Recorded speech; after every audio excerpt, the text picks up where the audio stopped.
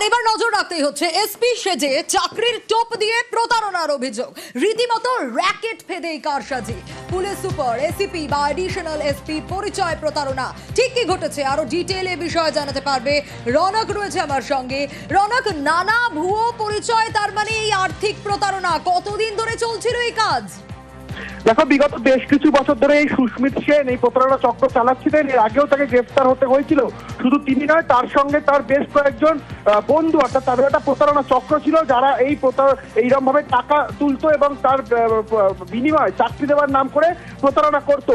তারই একজন বন্ধু, যে কিনা কিছুদিন আগেই নাগেরবাজার থানার পুলিশের হাতে ভুয়ো পুলিশের পরিচয় গ্রেফতার হয়েছে এবং তার সঙ্গেই গড়পার বাড়িতে প্রায়শই আনাগোনা থাকতো।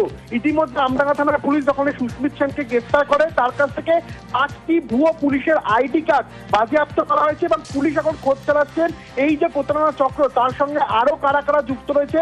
কারণ মনে করা হচ্ছে এরকম ভুয়ো পুলিশের পরিচয় দিয়ে আরো বেশ কিছুজন যুক্ত রয়েছেন, যারা এই পরিচয় দিয়ে টাকা তুলছে এবং তার বিনিময়ে পুলিশে চাকরি করে দেওয়ার একটা প্রতিশ্রুতি দিচ্ছে।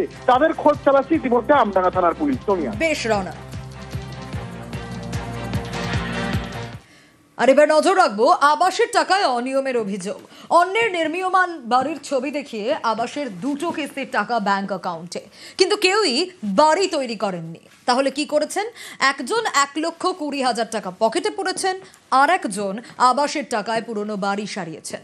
উত্তর দিনাজপুরের গ্রামে এই অভিযোগ নিয়ে জোর শোরগোল। বিডিওর কাছে জমা পড়েছে অভিযোগ।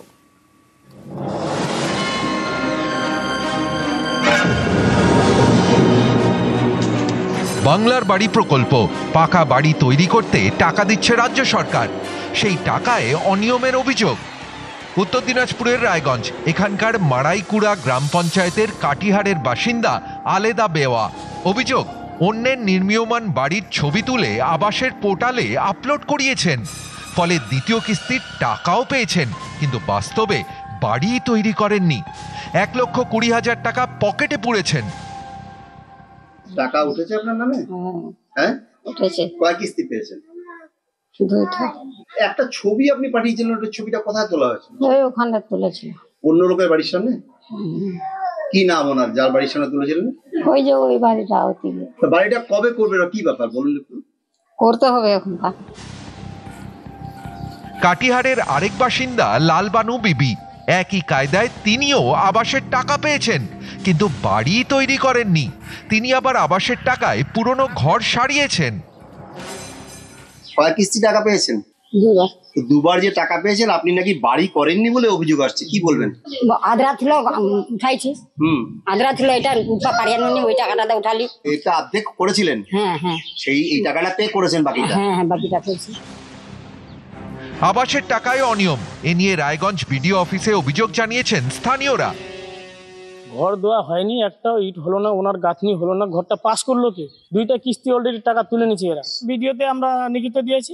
ভিডিওকে বলো কোনো লাভ হচ্ছে না, কই আসে নাই তো। পরের ঘর দেখিয়ে টাকা তুলে দিল, এটা কোনো সম্ভব না? উনি খালি গরিব আছে আর গ্রামে গরিব নাই। একটা গরিব মানুষ, হ্যান্ডিক্যাপ মানুষ, ওইটুক টাকা দিয়ে করলো ঘরটা, পুরানো ঘরটাই নতুন করে করলো। যে দেয়নি ও দিবে, আশাবাদী আমি আছি। বলবো ভিডিওর কাছে ঘরটা হবে, তদন্ত করলাম জিনিসটা এরকম, আশাবাদী আছি, আমি চেষ্টা করছি, ঘরটা হয়ে যাবে। হয়ে যাবে। উত্তর দিনাজপুর থেকে মুক্তা সরকার, নিউজ 18 বাংলা।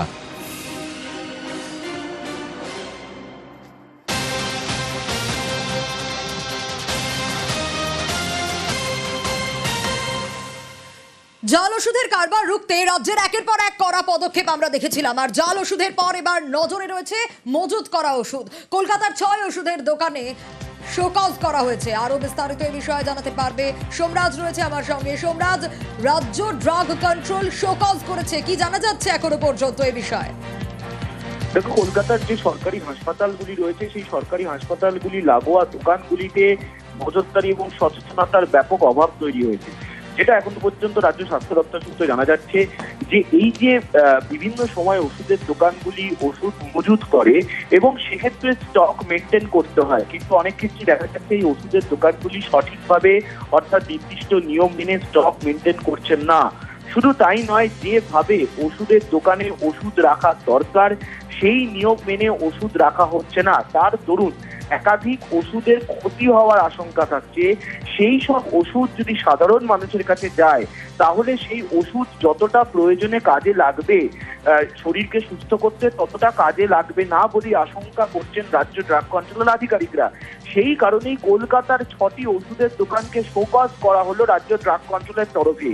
সাম্প্রতিক সময় এই প্রথম ওষুধের স্টক মেনটেন না করা এবং ওষুধকে যে নিয়মে রাখা উচিত দোকানদারদের সেই নিয়মে না রাখার কারণে এই শোকজ করা হলো।